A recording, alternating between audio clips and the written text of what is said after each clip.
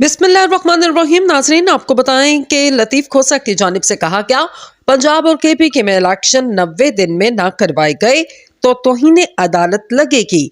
आपको बताते चलें कि लतीफ खोसा का कहना था पंजाब और केपी के में इलेक्शन 90 दिन में कराना लाजिम है।